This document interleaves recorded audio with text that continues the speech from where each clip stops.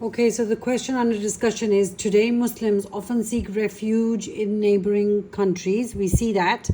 We see that Muslims took refuge in, the borders of Syria and the Myanmar Muslims. We see many people taking refuge in different countries. Show how the example of the immigrants, the ones that are migrating, and helpers can still provide a model for today. Okay, now at that the bond of the immigrants and the helpers was exemplary at that time. Nowadays it's very rare to find the great bond of that day and age present today, but still we will try to answer the question.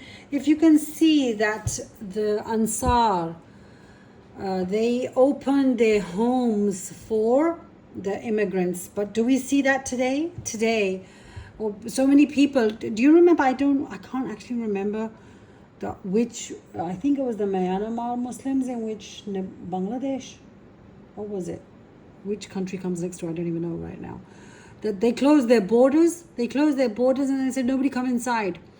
Alhamdulillah, Pakistan at the time of the Afghan war, they did open their borders to the Afghanis, and the Afghanis lived in Pakistan like every other regular Pakistani. But nowadays, what do we see? That people fleeing from their homes due to persecution have to live on borders. You have a tent city at the Syrian border. You can see the people of Gaza, they're living in tent cities because they had to leave Gaza because of the continuous bombing. But do you see any country saying, okay, don't live in the same tent cities, come and live with us, or we can accommodate you? So one thing that we have to learn is to open your homes for immigrants, especially if it's, if they are dealing with persecution. What do we see in the between the immigrants and the Ansar, the helpers, that we should adopt today is empathy. Have you seen, feeling for another person's, pain, feeling another person's pain, being sad with another person's sadness? We lack it today. If you, to understand this, at the beginning of the Gaza war, people would, talk about Gaza, but now have you seen how it's died down? The boycott of different brands that support Israel. That is near to ending now. Nobody's paying attention to the boycott. Why is it like that? Because now empathy is near to invisible. It's near to zero in the society. Now what do we see? That people, the Ansar, they rose above themselves. So Muslims today have to rise above themselves. I mean, why can't we sacrifice the McDonald's burger for the Gaza? I mean, we're not going to go to war. We're not going to be ending up in Jerusalem or Gaza and trying to fight. But what we can do on our part is trying to, boycott those companies that support the Israeli genocide, the Israel's genocide on the Palestinians. Rise above yourself. I mean, we can't even sacrifice a burger. Forget about sacrificing our lives for them. So please rise above, the Muslim Ummah. The Muslims have to rise above themselves to facilitate, other immigrants that, due to adverse situations in their countries, they have to migrate.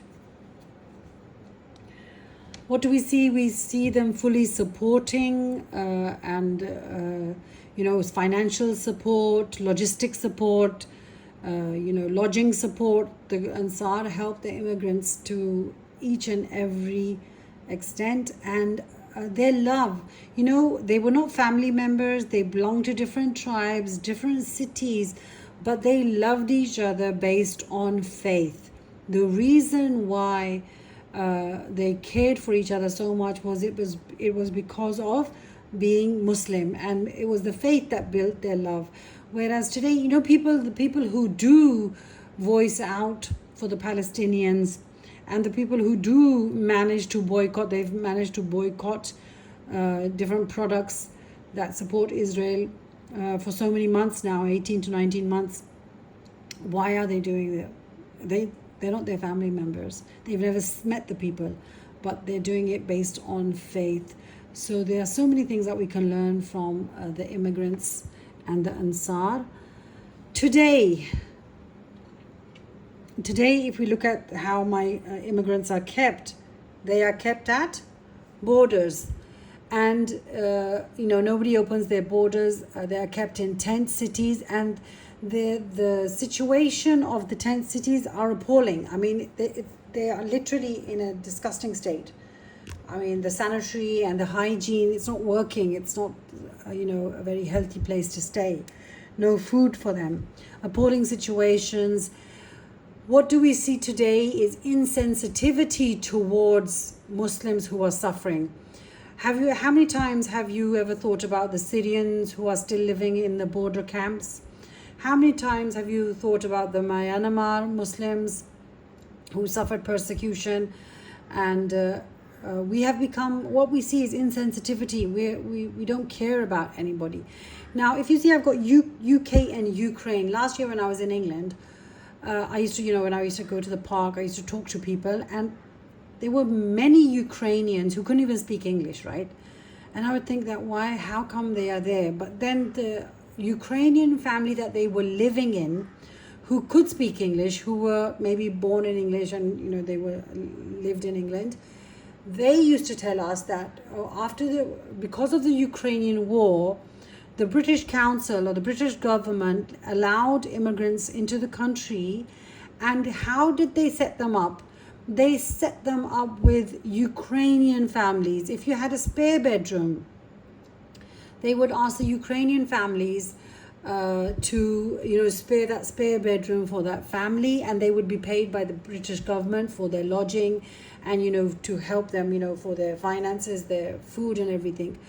And when because that is my first hand knowledge, somebody's told me that, and I saw it with my own eyes. I was surprised that, oh my God, they're non-Muslims and they've adopted the immigrants and the helpers strategy of the Medina, and now it's being implemented in UK and England. And there were many Ukrainian families who were